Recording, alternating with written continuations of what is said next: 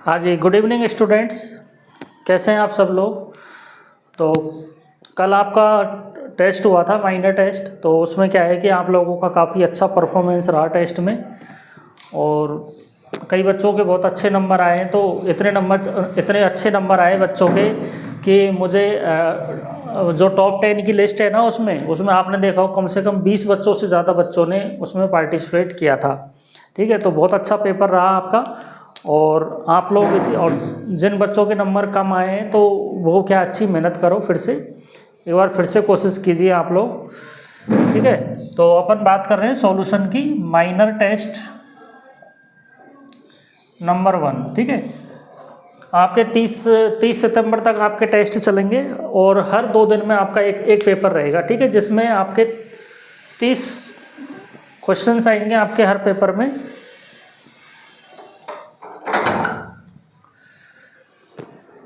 आपके हर पेपर में 30 क्वेश्चन आएंगे। कल जो आपका टेस्ट है वो मैं बता चुका हूँ आप लोगों को, परिचर्या के मूल सिद्धांत और स्वस्थ व्रत, 2 सब्जेक्टों का पेपर रहेगा आपका। क्योंकि आपके जो भी आने वाले समय में जो भी आपकी कंपटीशन एग्जाम रहेगी ना, तो उसमें जो सिलेबस आएगा वो आपका यही सिलेबस आएगा और इसी में से ही आपका पेपर बनेगा। जैसा कि आपने NHM का पेपर देखा होगा, आपके NHM के पेपर में जो भी चीज़ें पूछी गई थी वो सारी आपके इसी सिलेबस के अंदर से पूछी गई थी। तो इससे बाहर कुछ नहीं आएगा, कोई 2-4 क्वेश्चन आ जाते हैं बाहर। ठीक है, तो उससे इतना फर्क नहीं पड़ता है। ठीक है, अगर मान लो 100 नंबर के पेपर में अगर 2-4 क्वेश्चन अगर बाहर से आ जाते हैं ना, तो उससे कोई फर्क नहीं पड़ता है। अपन को तो मेन सिलेबस पे ध्यान देना है। ठीक है, अपन क्या करते हैं, उन 2-4 क्वेश्चनों को करने की वजह से इतना सब कुछ पढ़ लेते हैं कि जो हमने मेन चीज़ पढ़ी है ना उस पर हम ध्यान नहीं दे पाते हैं। ठीक है, तो इसलिए अपन लोग भी देखेंगे।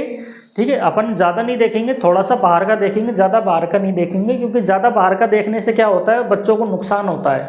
ठीक है, तो आपका जो सिलेबस दिया हुआ है उसी सिलेबस के अकॉर्डिंग हम स्टडी करेंगे।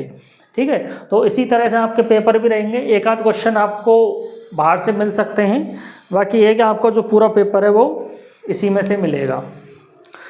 तो शुरू करते हैं आपका सॉल्यूशन। आपका फर्स्ट क्वेश्चन था, निम्न में से कौन सा वात का एक गुण है। निम्न में से कौन सा वात का एक गुण है। जैसा कि आपको पता है कि वात के जो गुण होते हैं, लघु, रुक्ष, सूक्ष्म, चल, विशद, खर, एक शीत रह गया, शीत, लघु, रुक्ष, शीत, सूक्ष्म, चल, विशद, खर। ठीक है, तो ये वात के गुण होते हैं। ठीक है, तो इसमें जो आंसर है आपका, फर्स्ट आंसर रहेगा शीत। ठीक है, तो जो वायु जो होती है वो कैसी होती है, शीतल होती है। ठीक है, इसके अलावा इसमें और भी कुछ दे रखा है, जैसे तीक्ष्ण गुण होता है। ठीक है, तो तीक्ष्ण गुण जो होता है, ठीक है, जो तीक्ष्ण गुण होता है यानी तीक्ष्णता जो होती है वो किस दोष की वजह से होती है, पित्त दोष की वजह से तीक्ष्णता होती है। ठीक है, इसके अलावा यहाँ पर स्थिर गुण भी दे रखा है, एक स्थिर और पिच्छल। ठीक है, विशद का ऑपोजिट पिच्छल होता है। ठीक है, जो विशद होता है ना, वात का जो गुण होता है विशद, उसका उल्टा जो होता है यानी उसका जो अपोजिट जो होता है वो पिच्छल होता है। तो ये दोनों जो गुण दे रखे हैं ना, ये दोनों गुण कफ के होते हैं, कफ दोष के। ठीक है, ये दोनों गुण जो होते हैं वो कफ दोष के होते हैं। ठीक है, तो इसलिए इसका आंसर जाएगा फर्स्ट। ठीक है, शीत गुण। अगला क्वेश्चन है आपका, निम्न में से कौन सा एक पित्त दोष का प्रकार है जो शरीर के तापमान का नियंत्रण करता है। ठीक है, तो इनमें से एक कौन सा पित्त का प्रकार है जो किसका नियंत्रण करता है, शरीर के तापमान का नियंत्रण करता है। ठीक है, तो ये चीज़ अपन देखने वाले हैं। इसमें आपके कई सारे ऑप्शंस दे रखे हैं, जैसे आलोचक पित्त दे रखा है, रंजक पित्त दे रखा है, साधक पित्त दे रखा है और भ्राजक पित्त दे रखा है। ठीक है, तो सबसे पहला जो दे रखा है आलोचक पित्त, जैसा कि आपको पता है आलोचक पित्त कहाँ रहता है, हमारी आँखों में रहता है, हमारे नेत्रों में रहता है आलोचक पित्त। क्वेश्चन नंबर 2 की बात कर रहे हैं हम। सबसे पहला ऑप्शन दे रखा है आलोचक पित्त। तो आलोचक पित्त जो होता है ये कहाँ रहता है, हमारे नेत्रों में रहता है, और हम जो भी देख रहे हैं, जो भी वस्तु हम देखने का जो भी कार्य हम कर रहे हैं, इस आलोचक पित्त की सहायता से ही हम कर रहे हैं। ठीक है, उसके बाद में अगला दे रखा है आपका रंजक पित्त। अगला दे रखा है आपका रंजक पित्त। ठीक है, ये कहाँ रहता है, ये रहता है हमारी यकृत में और प्लीहा में, यकृत और प्लीहा में रहता है, और इसका जो कार्य होता है रक्त का निर्माण करना इसका कार्य होता है। ठीक है, तो आलोचक पित्त तो नेत्र से संबंधित हो गया, और रंजक पित्त जो है हमारे रक्त से संबंधित हो गया, रक्त बनाने से संबंधित हो गया। अगला ऑप्शन दे रखा है आपके साधक पित्त। साधक पित्त का साधक का मतलब होता है साधना।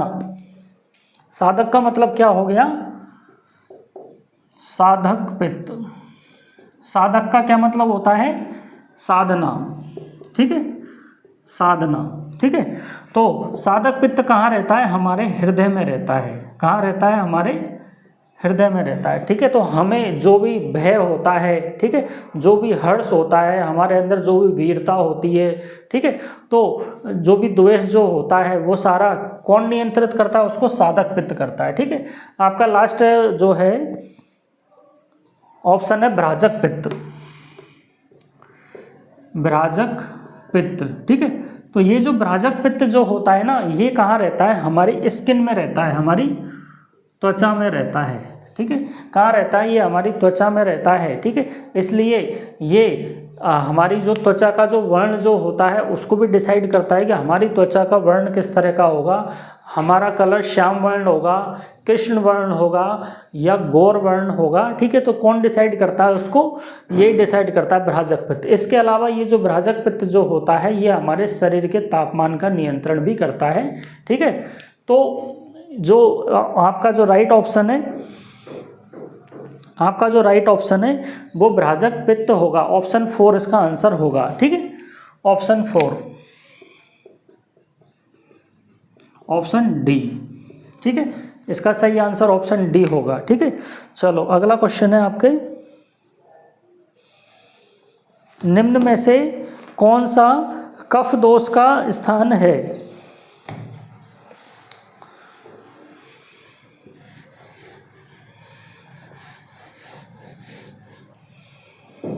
सारे 10-10 नंबर के तीन सब्जेक्ट का पेपर लिया था आपके, जिनमें से प्रत्येक सब्जेक्ट में से आपके 10 क्वेश्चन लिए थे मैंने। तो क्वेश्चन नंबर 3 क्या पूछा है, मैं फिर से देख लेता हूँ। कफ दोष का स्थान, कफ दोष का स्थान, तो इनमें से कौन सी जगह होती है जो कफ दोष का स्थान होती है। ठीक है, तो ऑप्शन दे रखा है पक्वाशय। ठीक है, तो पक्वाशय तो वात का स्थान होता है चरक के अनुसार, चरक के अनुसार वात का स्थान पक्वाशय, तो पहला ऑप्शन तो होगा ही नहीं, पहला ऑप्शन गलत हो गया। दूसरा ऑप्शन दे रखा है उर यानी हमारी चेस्ट। ठीक है, तो सबको पता है उर का उर किसका स्थान है, कफ का स्थान है। ठीक है, आपका सेकंड ऑप्शन राइट होगा इसमें। ठीक है, थर्ड ऑप्शन भी देख लेते हैं एक बार, वस्ती और शक्ति। शक्ति क्या होती है, पैरों की अस्थियों को बोलते हैं। ठीक है, तो वस्ती जो होती है, वस्ती और शक्ति, वस्ती और शक्ति, ये भी किसका स्थान है, ये भी वात का स्थान है। ठीक है, तो पक्वाशय, वस्ती और शक्ति ये सब वात के स्थान है, जबकि एकमात्र जो बचा है और यानी हमारा जो चेस्ट वाला जो भाग होता है, हमारा छाती वाला जो हिस्सा होता है, ठीक है, तो वो किसका स्थान होता है, वो कफ का स्थान होता है। जैसा कि आपने देखा होगा जब भी हमें सर्दी खांसी हो जाती है, ठीक है, सर्दी खांसी हो जाती है ना, तो कफ बढ़ जाता है, हमारे कफ आने लग जाता है। ठीक है, तो कफ बढ़ जाता है, इसलिए ये बहुत अच्छा प्रमाण है कफ दोष का। ठीक है, तो कहने का मतलब ये है कि कफ दोष का जो स्थान है वो कहाँ होगा, हमारे चेस्ट में होगा, छाती में होगा। ठीक है, चलो अगला क्वेश्चन कौन सा है, हाँ अगला क्वेश्चन है निम्न में से कौन शरीर का धारण करते हैं। तो इसका आंसर ऑप्शन नंबर 2 लिख लेना आप लोग,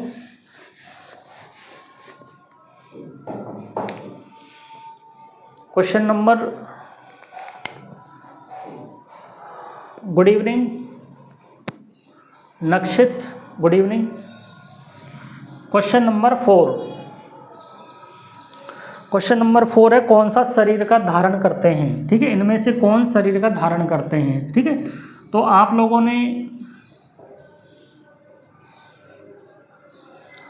देखा होगा शरीर का धारण कौन करता है। आप लोगों ने ज़्यादातर तो दोषों के बारे में ही पढ़ा होगा कि साहब ये दोष जो होते हैं वो शरीर का धारण करते हैं, दोष शरीर का धारण करते हैं, ठीक है। ज़्यादातर मेरे पास में 1-2 बच्चों के फ़ोन आए थे कि सर हमने तो फर्स्ट वाला ऑप्शन किया है, दोष वाला ऑप्शन किया है, ठीक है, लेकिन दोष वाला जो ऑप्शन है वो गलत है, दोष नहीं होगा इसका आंसर, ठीक है। हमारे शरीर में जो मल जो होता है और धातु जो होते हैं ये तीनों ही शरीर का धारण करते हैं, ठीक है। जो दोष होता है, धातु और मल, ठीक है, ये तीनों ही क्या करते हैं, शरीर का धारण करते हैं, ठीक है। तो इसमें जो ऑप्शन होगा इसका सही आंसर होगा ऑप्शन डी, ठीक है। चलो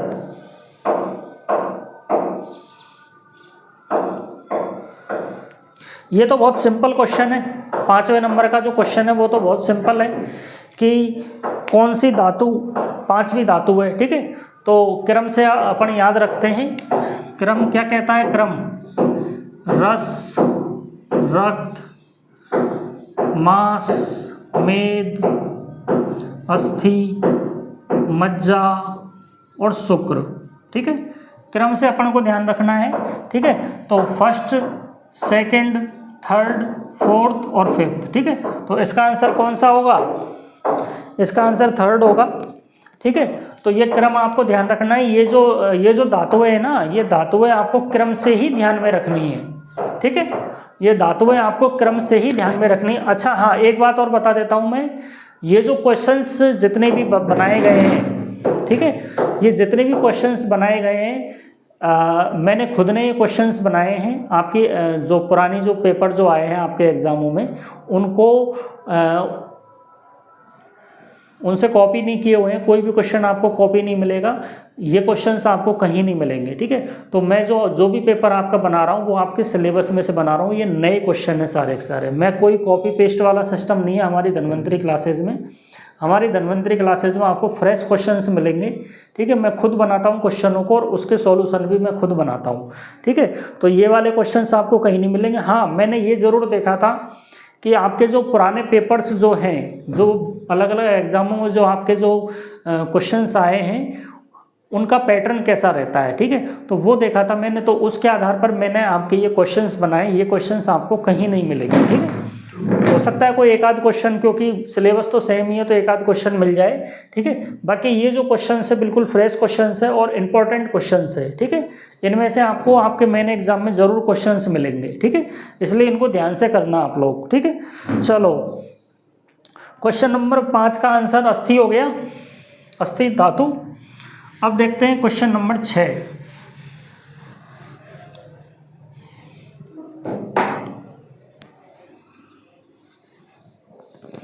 क्वेश्चन नंबर 6 है आपका, आचार्य सारंगधर के अनुसार शुक्र धातु की उपधातु कौन सी है। एक तो दे रखा है आपके स्नायु,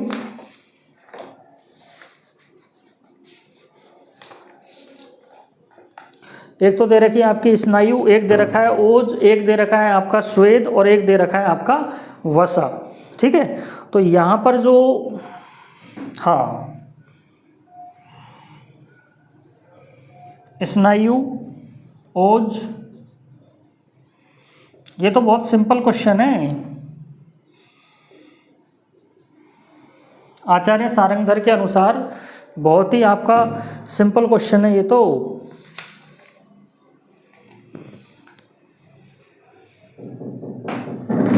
आपका ये जो क्वेश्चन है, ये जो उपधातु वाला जो क्वेश्चन है, ये क्वेश्चन किस किस का गलत हुआ है,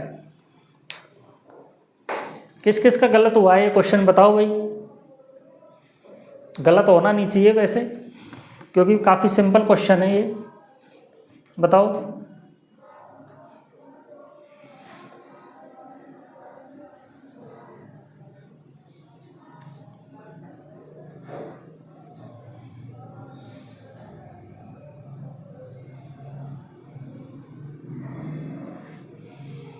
चलो देखते हैं। तो स्नायु जो है हमारा जो स्नायु है वो मेद का उपधातु होता है, ठीक है। सबसे पहला जो दे रखा है वो मेद का उपधातु होता है, कौन? स्नायु, ठीक है। कौन से आचार्य के अनुसार? आचार्य चरक के अनुसार, ठीक है, सारंगधर के अनुसार नहीं, आचार्य चरक के अनुसार, ठीक है। चलो अगला दे रखा है ओज। ओज जो होता है वो शुक्र का उपधातु होता है आचार्य सारंगधर के अनुसार। इसका सेकंड ऑप्शन राइट होगा, ठीक है। अच्छा अगला दे रखा है आपका स्वेद, ठीक है। तो स्वेद भी किसका उपधातु है? आचार्य सारंगधर के अनुसार। आप लोग लिख लेना, लिखना चाहो तो। स्वेद जो है आचार्य सारंगधर के अनुसार स्वेद मेद का उपधातु होता है, ठीक है। अच्छा एक दे रखा है आपका वसा, ठीक है। तो वसा जो है आपका मांस का उपधातु होता है। किसका? मांस का उपधातु होता है, ये आचार्य चरक के अनुसार है, ठीक है। तो क्वेश्चन नंबर 6 का जो आंसर है वो सेकंड ऑप्शन राइट होगा इसका, ठीक है। चलो अगला क्वेश्चन कौन सा है? हाँ,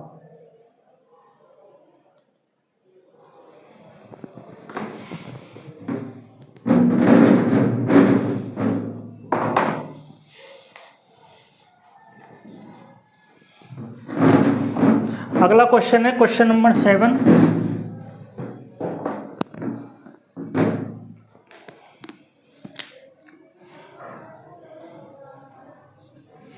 क्वेश्चन नंबर 7 यहाँ पर अपर ओज का प्रमाण पूछा है। अपर ओज का प्रमाण, ठीक है, यानी मात्रा। प्रमाण का मतलब क्या होता है? मात्रा, ठीक है, कितनी मात्रा होती है, ठीक है। तो इसका जो ऑप्शन ए दे रखा है ना, आधा अंजलि, वो सही है, आधा अंजलि, ठीक है।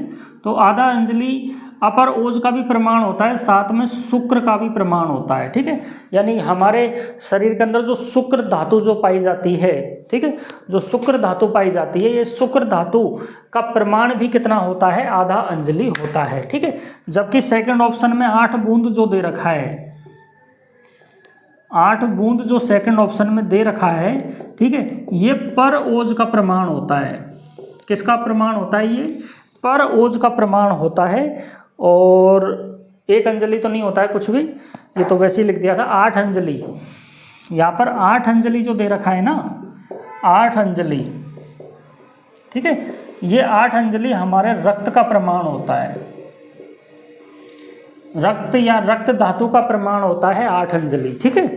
तो इसका जो राइट ऑप्शन है वो इसका फर्स्ट ऑप्शन राइट है, आधा अंजलि, ठीक है। चलो अगली बात करते हैं, सामान्य घनाकार या आवरक उपकला ऊतक निम्न में से कहाँ पाया जाता है, ठीक है। तो मैंने आपको आपकी जो डेमो क्लास हुई थी उसमें बताया था मैंने आप लोगों को कि जितनी भी ग्रंथियाँ होती है ना, जितनी भी ग्रंथियाँ होती है उसके अंदर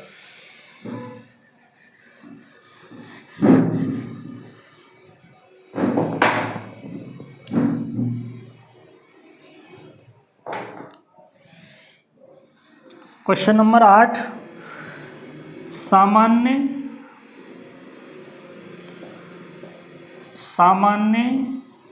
घनाकार उपकला, इसको इंग्लिश में बोलते हैं सिंपल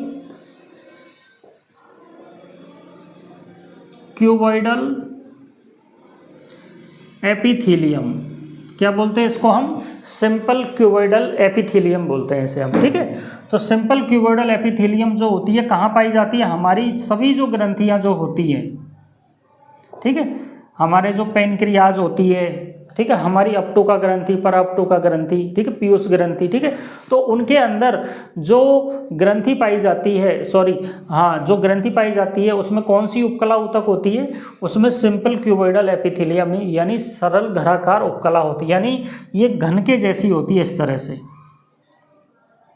तरह से ये घन के जैसी लगी रहती है, ठीक है, एक लाइन होती है, ठीक है।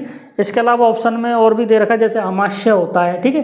तो अमाशय के अंदर कौन सी पाई जाएगी? सिंपल कॉलमनर एपिथेलियम, यहाँ लिख देता हूँ मैं, इसका मतलब होता है कॉलमनर। कॉलमनर का मतलब होता है स्तंभाकार, ठीक है। तो स्तंभाकार, इसकी जो कोशिकाएं होगी वो कैसी होगी? स्तंभ के जैसी होगी, खम्भे के जैसी होगी, लंबी लंबी होती है इसकी कोशिकाएं, ठीक है, इस तरह से इसकी जो कोशिकाएं होंगी वो कैसी होगी? लंबी लंबी होंगी, ठीक है। तो आमाशय में तो कॉलमनर पाई जाएगी, जबकि वायु कोष जो यहाँ पे दे रखा है, ये जो वायु कोष दे रखा है, वायु कोष कहाँ होता है बताओ भाई, कौन बताएगा वायु कोष कहाँ होता है हमारे शरीर में, बताओ। वायु कोष हमारे शरीर में कहाँ होता है, कौन बताएगा? अरे बोलो भाई, कहाँ होता है वायु कोष हमारे शरीर में, किस जगह होता है, कौन से अंग में होता है वायु कोष, बताओ।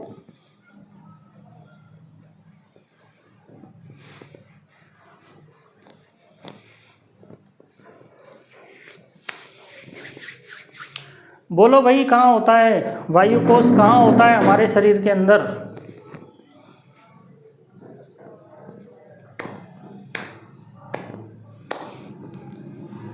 चलो नहीं आता, चलो बता देते हैं। अरे भाई फेफड़ों में होता है ना।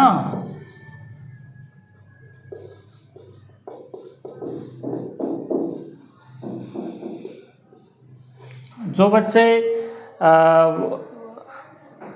क्या बोलते हैं, जिन बच्चों ने क्रैश कोर्स किया था फर्स्ट ईयर का, उन बच्चों को पता है, मैंने उनको डिटेल में बताई है ये बात, ठीक है।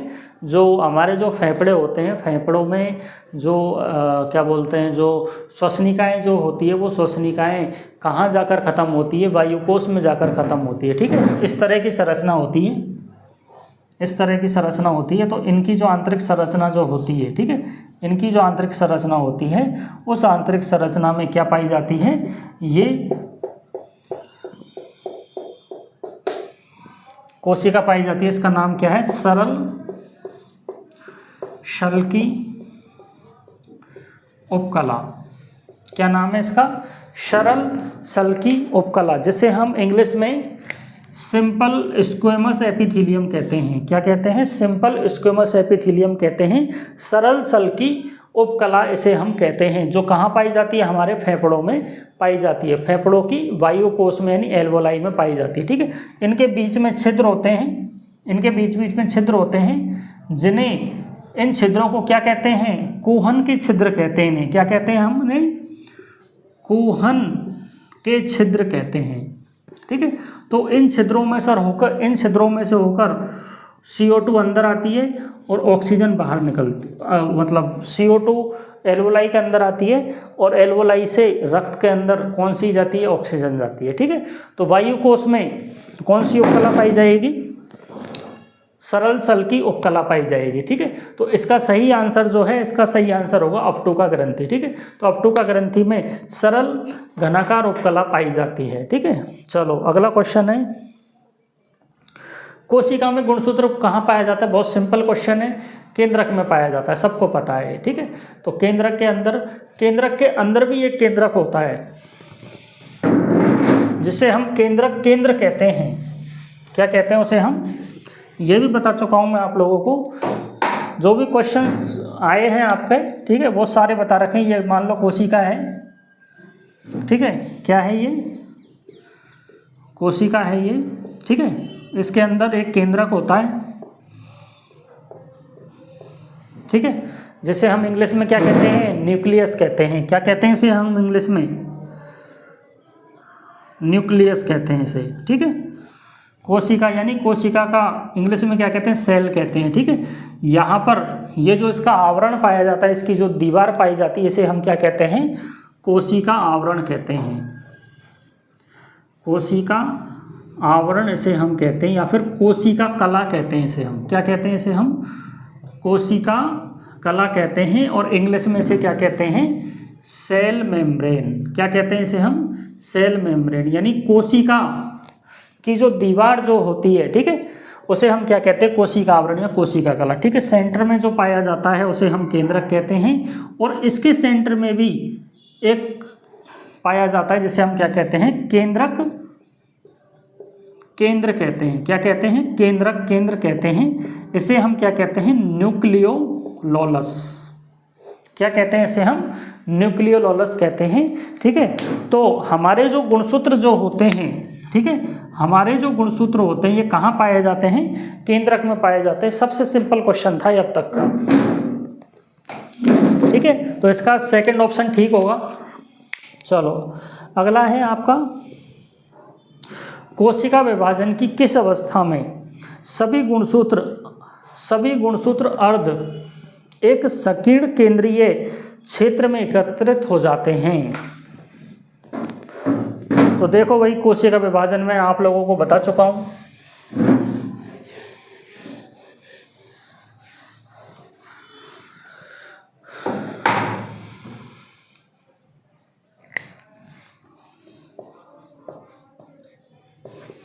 PMAT क्या है ये? PMAT यानी प्रोफेज, मेटाफेज, एनाफेज और टेलोफेज। ठीक है, जब किसी कोशिका के अंदर क्या होता है?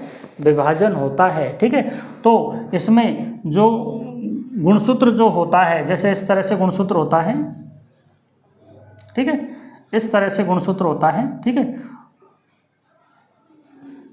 सिर्फ एक बना रहा हूं मैं, है ना।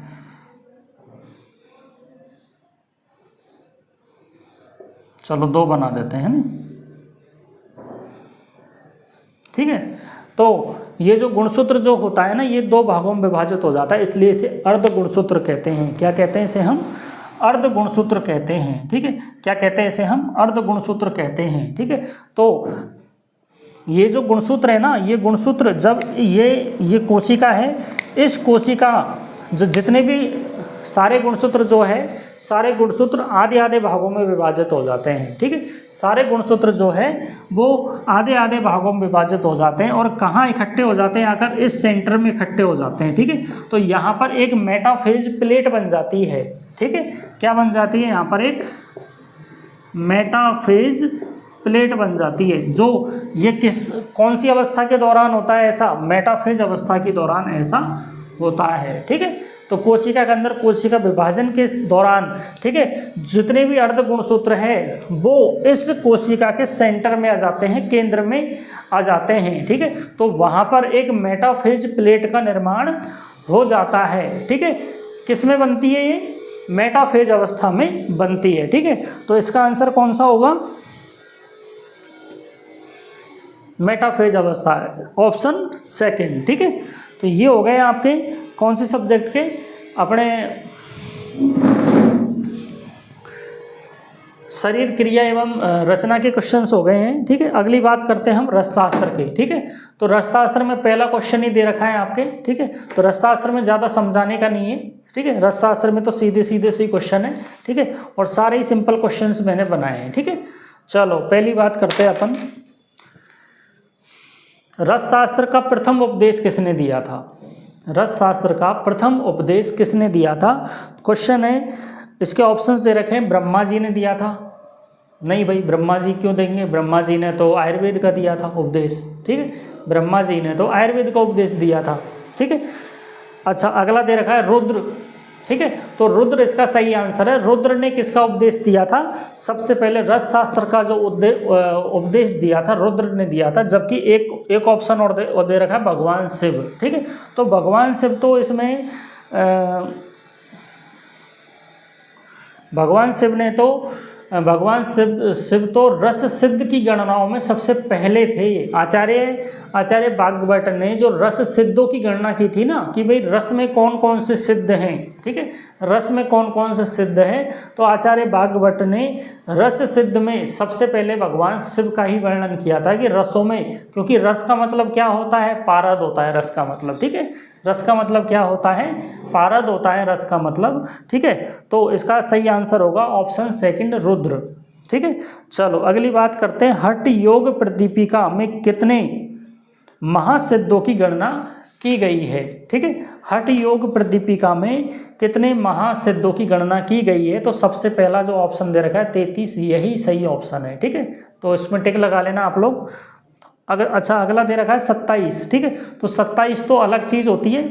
27 तो रस सिद्ध होते हैं। क्या होते हैं? 27 तो रस सिद्ध होते हैं। हम बात कर रहे हैं महासिद्ध कितने होते हैं। ठीक है, तो महासिद्ध होते हैं 33 और रस सिद्ध जो होते हैं वो होते हैं 27। ठीक है, चलो एक दे रखा है 84, तो 84 तो सिद्धों की संख्या है टोटल। ठीक है, तो सिद्ध कितने थे टोटल? 84 थे। ठीक है, और महासिद्ध कितने थे? 33, और रस सिद्ध कितने थे? टोटल 27 थे। ठीक है, 30 तो कुछ भी नहीं है, 30 तो वैसे ही लिख दिया था मैंने। ठीक है, तो ये ध्यान रखना आप लोग, है ना। चलो, रस शास्त्र के प्रमुख आचार्य कौन थे? रस शास्त्र के प्रमुख आचार्य कौन थे?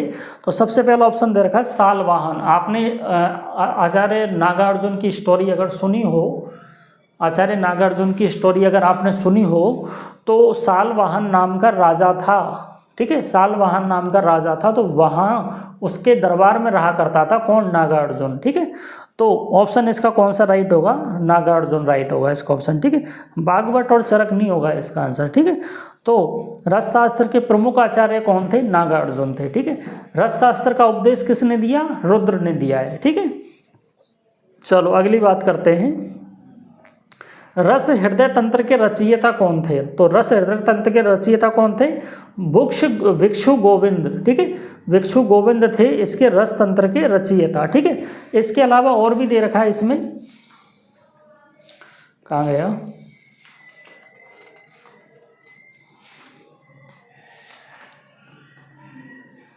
हाँ, इसमें नागार्जुन का तो आपको बता ही दिया मैंने। ठीक है, भैरवनाथ योगी दे रखा है, तो भैरवनाथ योगी ने रसावरण के नाम से एक ग्रंथ लिखा था। ठीक है, और गोरखनाथ ने गोरक्ष संहिता के नाम से एक ग्रंथ लिखा था। ठीक है, तो भिक्षु गोविंद जो है वो किसके रचयिता थे? रस हृदय तंत्र के रचयिता थे। ठीक है, चलो अगला क्वेश्चन है आपके, रस रत्न समुच्चय के लेखक कौन थे?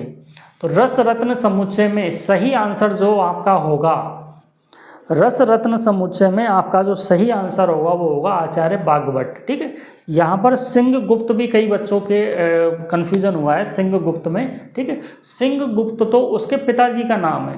ठीक है, सिंह गुप्त तो उसके पिताजी का नाम है। किसके पिताजी का नाम है? बागवट के पिताजी का नाम है। ठीक है, तो रस रत्न समुच्चय के लेखक कौन है? बागवट है। ठीक है, तो बागवट आंसर लगा लेना है इसका आप लोग। ठीक है, चलो अगला क्वेश्चन है,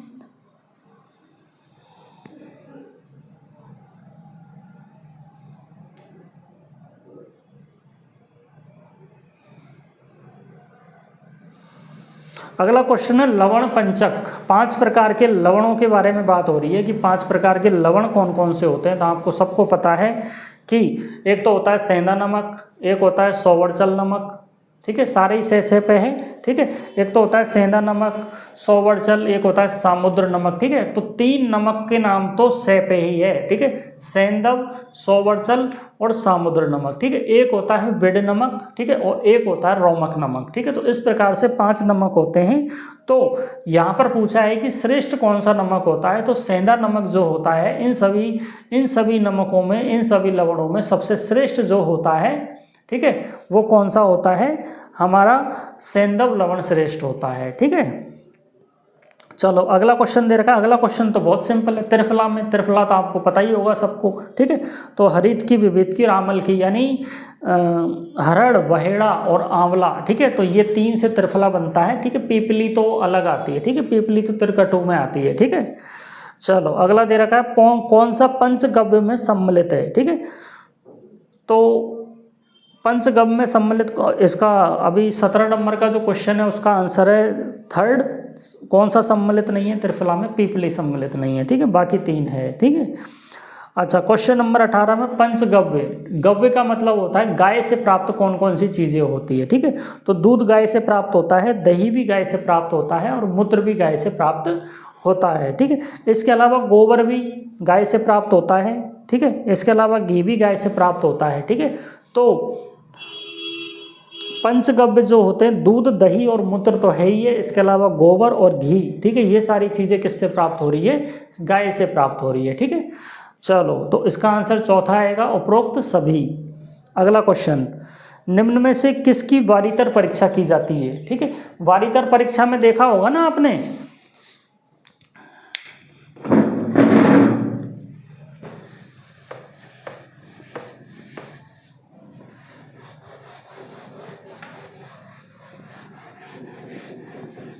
आप लोगों को बताया भी था मैंने, क्वेश्चन नंबर 19 है।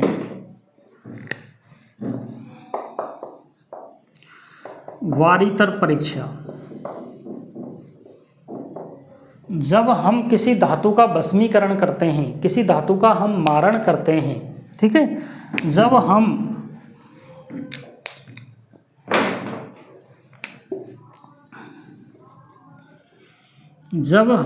किसी धातु का मारण करते हैं या फिर उसका भस्मीकरण करते हैं, ठीक है, तो उससे क्या निर्माण होता है, धातु की भस्म का निर्माण होता है, धातु की भस्म का निर्माण होता है, ठीक है। और ये जो भस्म जो होती है ये बहुत ही बारीक होती है, ठीक है, यानी श्लेष्ण होती है, ठीक है, बहुत बारीक होती है ये भस्म, ठीक है। तो ये जो भस्म है इसको बारीक इसलिए रखना पड़ता है, इसको बारीक रखने का कारण है, बहुत बारीक होती है, ठीक है।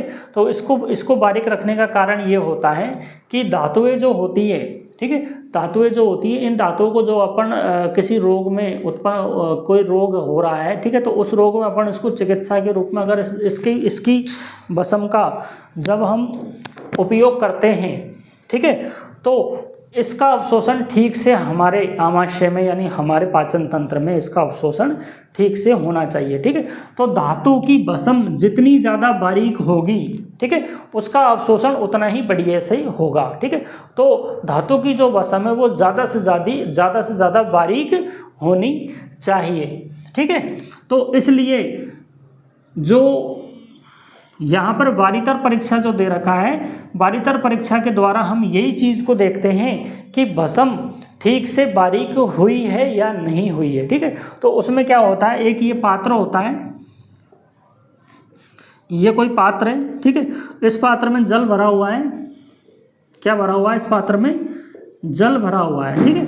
तो इस पात्र में जल भरा हुआ है तो ऊपर से क्या कर देंगे, हम भस्म को डाल देंगे इसमें, ठीक है, इसमें ऊपर से हम भस्म डाल देंगे, ठीक है।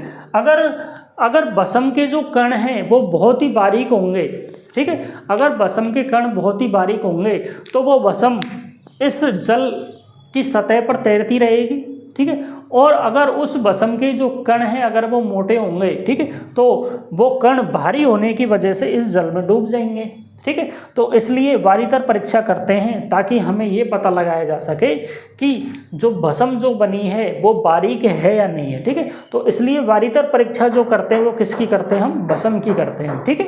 चलो अगला क्वेश्चन है आपके, इसका ऑप्शन है इसका थर्ड ऑप्शन राइट होगा। अगला क्वेश्चन है आपके, स्वर्ण भस्म का वर्ण कौन सा होता है, यानी स्वर्ण भस्म जो होती है उसका कलर कौन सा होता है, ठीक है। उसका कलर होता है, इसका आंसर है सेकंड ऑप्शन, चंपक पुष्प सदृश, ठीक है, यानी चंपक पुष्प का जिस तरह का कलर होता है, ठीक है, चंपक पुष्प का जिस तरह का कलर होता है उसी तरह की कौन सी होती है, हमारी स्वर्ण भस्म होती है, ठीक है। इसके अलावा इसमें दूसर वर्ण दे रखा है, दूसर, ठीक है, दूसर वर्ण जो होता है वो कांस्य का होता है, ठीक है, जो हमारा जो कांसा जो होता है ना, कांसे की भस्म, ठीक है, उसका होता है। इसके अलावा श्वेत और कृष्ण दे रखा है, श्वेत जो है वो वंग की भस्म होगी और कृष्ण जो है वो रजत और ताम्र की भस्म होगी, ठीक है। तो कृष्ण भस्म यानी काली भस्म जो बनती है वो किसकी बनती है, रजत और ताम्र की बनती है, ठीक है। चलो ये हो गया आपके क्या बोलते हैं रसशास्त्र वाले क्वेश्चंस। अब बात करते हैं हम औसत द्रव्य के क्वेश्चंस के बारे में, ठीक है। तो औसत द्रव्य में पहला क्वेश्चन है आपका, शरीर इंद्रिय सत्व आत्मा के संयोग को क्या कहते हैं, आपको सबको पता है, आयु कहते हैं इसे हम, क्या कहते हैं इसे हम, आयु कहते हैं। और सारे बच्चों ने आंसर कौन सा लगाया होगा, फर्स्ट ऑप्शन लगा दिया होगा कि साहब आयु इसका आंसर है, ठीक है। जबकि इसमें इस एक ही क्वेश्चन में दो क्वेश्चन पूछे गए हैं, ठीक है, इस एक क्वेश्चन में दो क्वेश्चन पूछे गए हैं। कैसे पूछे गए हैं कि यहाँ पर आयु भी दे रखा है, सेकंड ऑप्शन में धारी भी दे रखा है और तीसरे ऑप्शन में नित्यंग भी दे रखा है, ठीक है। और ये तीनों ही इस आयु के पर्याय हैं, ठीक है, ये तीनों ही इस आयु के पर्याय हैं। एक क्वेश्चन में ही आपसे दो क्वेश्चन पूछे गए हैं, ठीक है, तो आप लोग कंफ्यूज ना होए, इसमें आयु नहीं होगा इसका आंसर होगा ऑप्शन डी, उपरोक्त सभी। ठीक है, क्योंकि ये जो पर्याय दिए हुए हैं, ठीक है, इसलिए इसका आंसर ऑप्शन डी होगा। ठीक है, चलो अगला क्वेश्चन।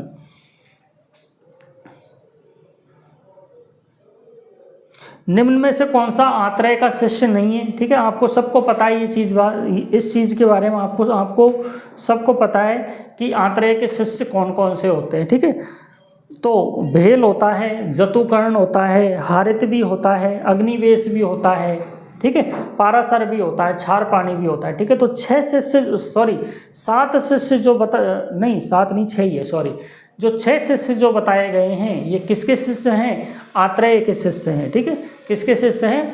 भगवान आत्रेय के शिष्य है ये 6। ठीक है, तो यहाँ पर एक वेतरण जो दे रखा है ना, ये धन्वंतरी का शिष्य है ये। ठीक है, धन्वंतरी संप्रदाय में धन्वंतरी का जो शिष्य है वो कौन सा है? वेतरण है। ठीक है, तो इसका फर्स्ट ऑप्शन राइट होगा। अगला क्वेश्चन दे रखा है, चरक संहिता के द्वितीयक प्रति संस्कर्ता कौन है? मैं आपको बता चुका हूँ ये बात। ठीक है, तो 2 बार संस्कृतिकरण हुआ था। ठीक है, यानी जो चरक संहिता है ना, उसको 2 बार संस्कृत में बदला गया था। ठीक है, तो पहला जो संस्कर्ता था ना, प्रथम संस्कर्ता जो था, ठीक है, प्रथम जो संस्कर्ता था जिन्होंने पहली बार इसको संस्कृत में बदला था, ठीक है, वो कौन थे? आचार्य चरक थे। कौन थे? आचार्य चरक थे। उसके बाद में दूसरी बार जो संस्कृत में बदला था, किसको? चरक संहिता को वो बदला था दृढ़बल ने। ठीक है, और यहाँ पर अग्निवेश जो दे रखा है, अग्निवेश ने तो इसके तंत्रों का निर्माण किया था। ठीक है, इसके तंत्रों का निर्माण किया था अग्निवेश ने चरक संहिता में, जबकि आत्रेय ने तो इस चरक संहिता का उपदेश दिया था। ठीक है, तो ये जो सारी चीज़ें लिखी हुई हैं, ठीक है, तो आत्रेय ने तो उपदेश दिया, अग्निवेश ने तंत्र बनाया। ठीक है, चरक ने पहली बार इसका संस्कृत में वर्णन किया और फिर दृढ़बल ने इसका दूसरी बार संस्कृत में वर्णन किया। ठीक है, तो द्वितीयक प्रति संस्कृता जो है वो कौन है? वो है हमारे आचार्य दृढ़बल। ठीक है, आंसर सेकंड। चरक संहिता में कितने अध्याय हैं? सूत्र स्थान में सबको पता है 30 अध्याय होते हैं। ठीक है, चलो त्रिसूत्र आयुर्वेद क्या है? सबको पता है, हेतु लिंग औषध होता है। बहुत सिंपल क्वेश्चन है। ठीक है, कई बार कई एग्जामों में पूछ लिया गया है। ठीक है, तो हेतु, लिंग और औषध। ठीक है, तो ये क्या है? आयुर्वेद के सूत्र है 3। ठीक है, चलो अगली बात करते हैं। अष्टांग आयुर्वेद में बालकों में होने वाली चिकित्सा का विधान किसमें मिलता है? बालकों की चिकित्सा किसमें की जाती है? कौमार्य भृत्य में की जाती है। ठीक है, शल्य तंत्र में तो सर्जरी के बारे में बात करते हैं। ठीक है, यंत्र शस्त्र के बारे में बात करते हैं। शालाक्य में हम आँख कान नाक के बारे में बात करते हैं, और कौमार्य भृत्य में हम बच्चों के बारे में बात करते हैं, बच्चों के रोगों के बारे में बात करते हैं, और बच्चों के चिकित्सा के बारे में बात करते हैं। साथ में प्रसूति तंत्र और स्त्री रोग के बारे में भी कौमार्य भृत्य में भी समावेश कर लिया गया है, क्योंकि स्त्री रोग और प्रसूति तंत्र के बारे में अलग से चर्चा नहीं की गई है आयुर्वेद में। इसलिए अष्टांग आयुर्वेद में, यानी आयुर्वेद के 8 अंगों में जो कौमार्य भृत्य जो अंग होता है, उस कौमार्य भृत्य के अंदर ही प्रसूति तंत्र और स्त्री रोगों के बारे में चर्चा की गई है। ठीक है, तो इसका आंसर होगा ऑप्शन थर्ड। जबकि लास्ट में दे रखा है काम चिकित्सा। काम चिकित्सा कुछ नहीं होता, ये प्रिंटिंग मिस्टेक है, ये काय चिकित्सा है ये ऑप्शन। ठीक है, चलो अगली बात करते हैं, आध्यात्मिक गुण कितने होते हैं? आपको सबको पता है आध्यात्मिक गुण कौन कौन से होते हैं। आध्यात्मिक गुण बोल दो या आत्म गुण बोल दो, तो इसमें कौन कौन से होते हैं? सुख होता है, दुख होता है, इच्छा होती है, द्वेष होता है, ठीक है, बुद्धि होती है और प्रयत्न होता है। ठीक है, तो 6 जो होते हैं वो कौन से होते हैं? आध्यात्मिक गुण होते हैं। ठीक है, सुख, दुख, इच्छा, द्वेष, बुद्धि और प्रयत्न। ठीक है, चलो एक होता है, इसमें ऑप्शन दे रखा है, थर्ड ऑप्शन दे रखा है 6, इसका आंसर 6 होगा। जबकि 5 जो होते हैं वो तो विशेष गुण होते हैं। ठीक है, शब्द, स्पर्श, रूप, रस और गंध। ठीक है, जबकि 10 जो होते हैं वो परादी गुण होते हैं। ठीक है, गुरवादी गुण तो 20 होते हैं, सबको पता है। परादी गुण 10 होते हैं, विशेष गुण 5 होते हैं। ठीक है, और इसमें जो दे रखा आध्यात्मिक गुण होते हैं वो 6 होते हैं। ठीक है, तो इस तरह से कुल 41 गुण होते हैं। ठीक है, तो परादी गुण होते हैं 10, ठीक है, 8 कुछ भी नहीं होता है। तो इसका ऑप्शन हो गया आंसर इसका हो गया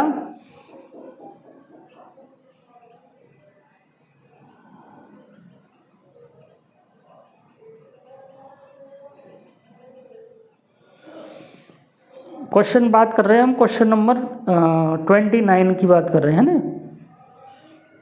चलो क्वेश्चन नंबर 30, उल्टा सीधा हो रहा है लास्ट में। किस गुण का मुख्य कर्म स्तंभन होता है? स्तंभन का मतलब क्या होता है कि जो रक्तस्राव जो हो रहा है, ठीक है, उस रक्तस्राव को रोकना है हमें, ठीक है। तो रक्तस्राव को हम किसके द्वारा रोक सकते हैं? जैसे आपने देखा होगा बर्फ़ लगाने की बोल देते, जैसी कहीं से रक्त निकलता है तो कह देते साहब इसके बर्फ़ लगा लो, ठीक है। तो बर्फ़ लगाने से क्या होता है कि जो रक्तस्राव जो हो रहा है वो रुक जाता है, ठीक है। तो शीत गुण के कारण स्तंभन होता है, ठीक है। जबकि यहाँ पर उष्ण गुण जो होता है, उष्ण गुण, ठीक है,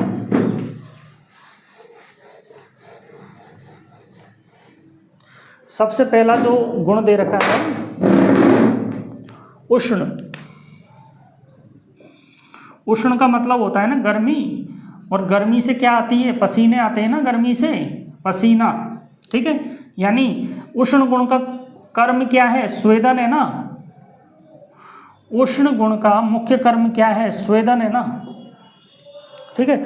जबकि लघु गुण जो होता है, लघु गुण, ठीक है, लघु गुण क्या लेकर आता है? हमारे शरीर में हल्कापन लेके आता है, ठीक है। लघु बनाता है, हमारे शरीर को हल्का बनाता है, ठीक है। जो मोटे व्यक्ति होते हैं, ठीक है, जो मोटे व्यक्ति होते हैं अगर वो लघु गुण युक्त अगर भोजन खाते हैं तो उनका वजन कम हो जाता है, ठीक है। तो क्या कराता है? ये लंघन कराता है। इसका मुख्य कर्म क्या है? लंघन कराना, ठीक है। जबकि एक और दे रखा है खर। खर का मतलब होता है खुरदरापन, ठीक है। तो खुरदरापन या खुरचना, ठीक है। तो ये कर्म किसके द्वारा होता है? लेखन, ठीक है। तो इसका मुख्य कर्म क्या है? लेखन, ठीक है। तो लेखन कर्म जो होता है वो किसके द्वारा होता है? खर गुण के कारण होता है, नहीं खुरचना, ठीक है। खर का मतलब होता है खुरदरापन, ठीक है। चलो एक गुण दे रखा है शीत, ठीक है। तो शीत गुण का मुख्य कर्म होता है स्तंभन, ठीक है। तो इसका आंसर होगा ऑप्शन 3, ठीक है। सुश्रुत संहिता में कितने अध्याय हैं? सबको पता है 120 अध्याय है, ठीक है। कौन में से कौन सा लघुत्रयी है? सबको पता है, बहुत सिंपल क्वेश्चन है। माधव निदान, सारंगधर, भाव प्रकाश, ठीक है, ये सब लघुत्रयी है। बृहत्रयी कौन सी है? चरक संहिता, सुश्रुत संहिता, अष्टांग हृदय वगैरह, ठीक है, वो सारी बृहत्रयी है, ठीक है। चलो हो गए क्या? चलो हो गए सारे।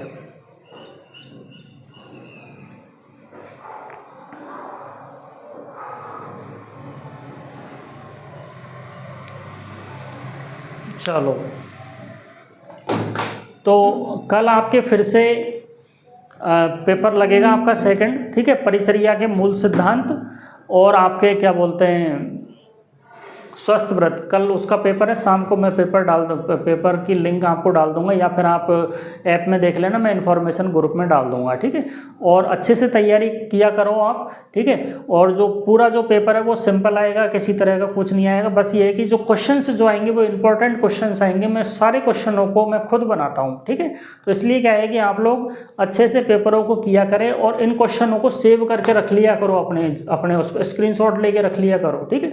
क्योंकि क्या है कि बहुत इंपॉर्टेंट क्वेश्चंस है, इनमें से पेपर में आपके मेन पेपर में जरूर क्वेश्चंस पूछे जाएंगे, ठीक है। चलो थैंक यू।